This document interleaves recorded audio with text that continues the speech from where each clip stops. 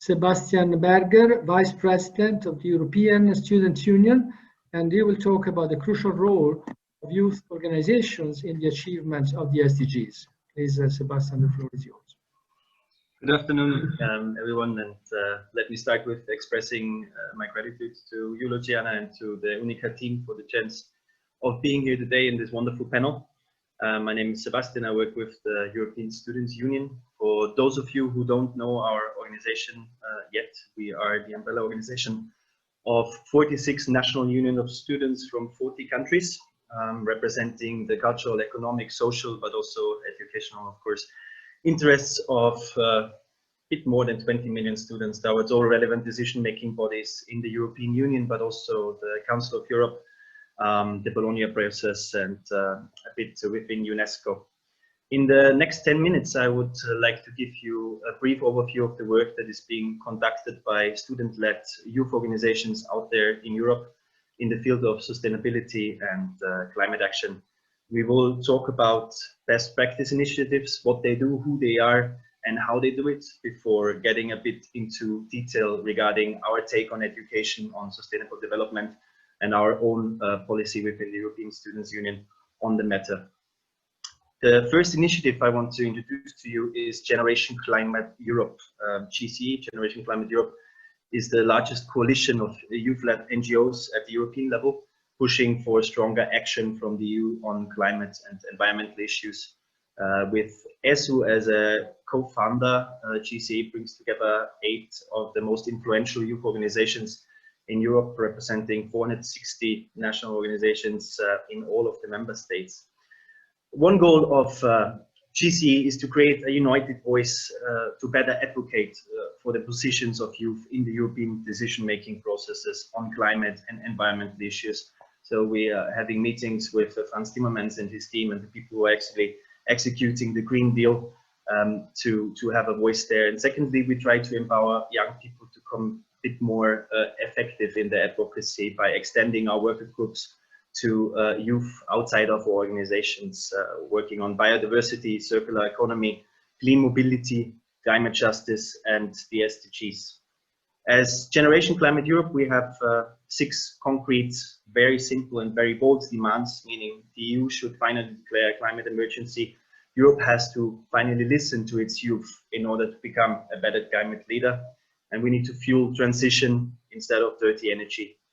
Another topic that we as European Students' Union are working on quite intensively is the question how to make the Erasmus program more inclusive once mobility hopefully starts again post-COVID.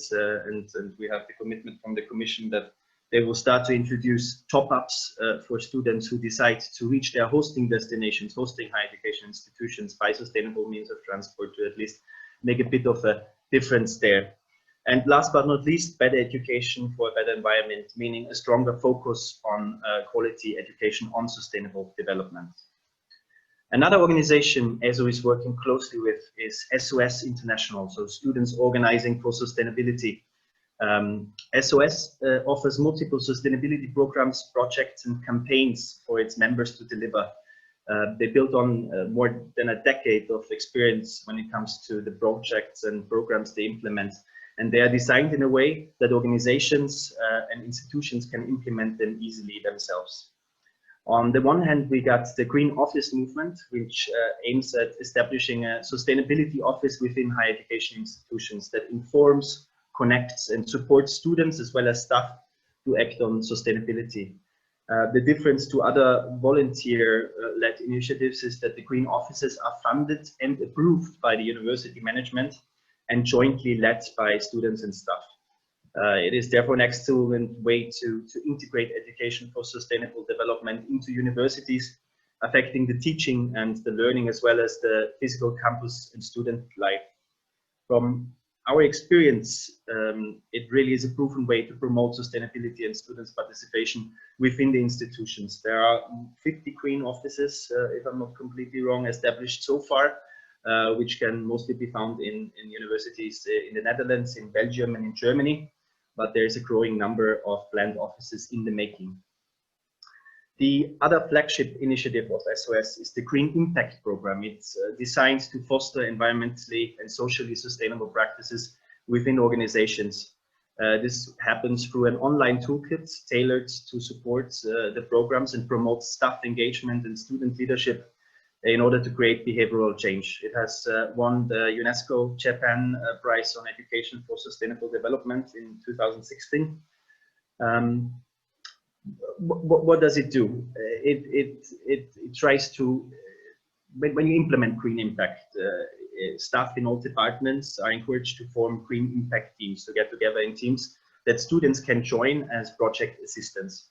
And these teams then realize practical action in their work environment.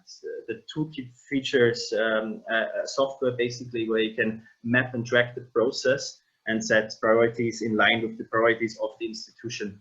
The teams get instant feedbacks through achievement reports that show their progress, and they can also compare their own results with the results of other teams, with other institutions, of other organizations internationally. Towards the end, SOS, so Students Organizing for Sustainability, is training and sending student auditors who meet with the teams to verify the team's results, identify examples where the teams made good progress and where they made a difference, and provides feedback. So it's really an effective way to raise the awareness on sustainability related issues and to create a sense of community around it, both for students and for staff. Students are also taking bold action on the national level, not only on the European and international level, with thousands of them across the UK. It's a very good example for that, advocating for social justice and sustainability across their campuses, curriculums and communities. And these efforts really lead to measurable change. Half of the UK universities have pledged to sell their shares in fossil fuel companies after years-long campaigning involving protest, hunger strikes, and petition by students worried about climate change.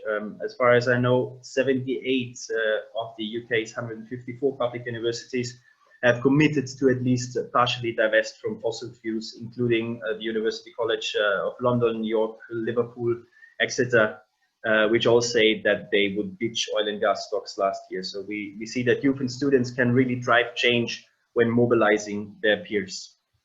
The National Union of Students in the UK is extremely active and also facilitates their own initiatives such as the Global Goals Teach-In and NUS SOS UK Learning Academy and Bootcamp, both aimed at raising awareness on the SDGs and sustainability action at large.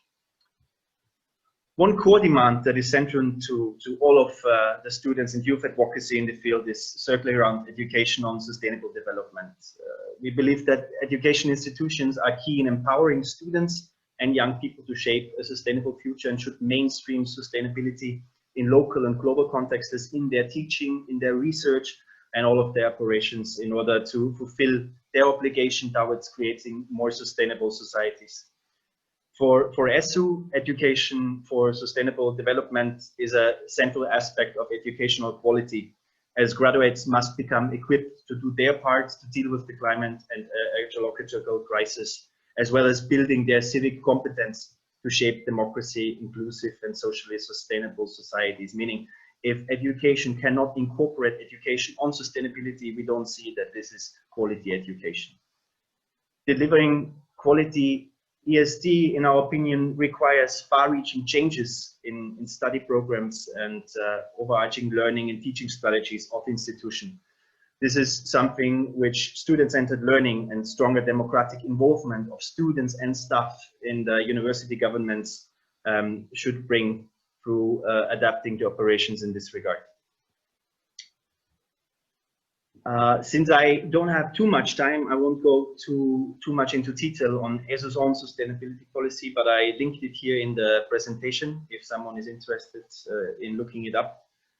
What the document does is trying to define sustainability in a holistic way before identifying the responsibilities of different stakeholders when it comes to achieving the SDGs. As in, it puts emphasis on the role of educational institutions, the government and corporations, the media and their specific duty to side with science and not with fake news. And last but not least, our role as students and youth organizations in the process. I really hope that you got a bit of a better understanding of the efforts undertaken by students in Europe to promote this agenda and to achieve results, even though it's obviously only possible to shed light on a fraction of the initiatives out there in Europe in 15 minutes and 10 minutes.